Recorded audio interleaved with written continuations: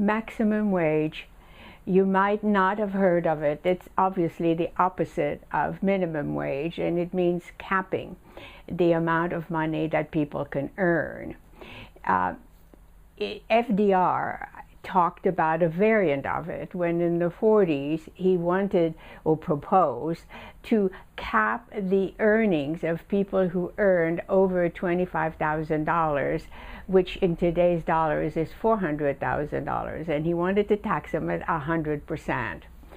Today, Jeremy Corbyn, who's one of the labor leaders in the UK, is bringing the idea to the fore again.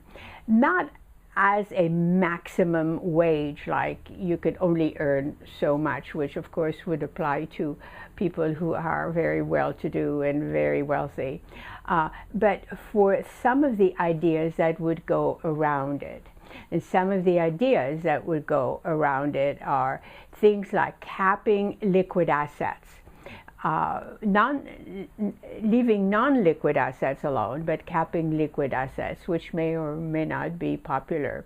And the other would be imposing a ratio on corporations between the person who earns the most and the person who earns the least. That gap has widened over the years, and to narrow it is thought that it would really help fight some forms of economic inequality. Now, you might have heard that the gap between rich and poor is really getting wider, where now a new study tells us that you have eight human beings, people like Jeff Bezos and Mark Zuckerberg and Warren Buffett, who owns as much as about 50% of the population in the world.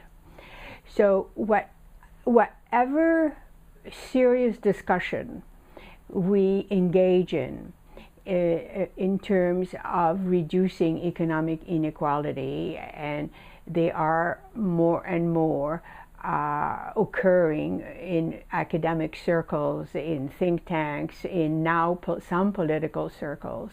I hope that as we put everything on the table, that we put together also include maximum wage, because it would open up maybe the discussion and free perhaps a couple of solutions that might be useful. Thank you for listening. I'm Danielle Levy.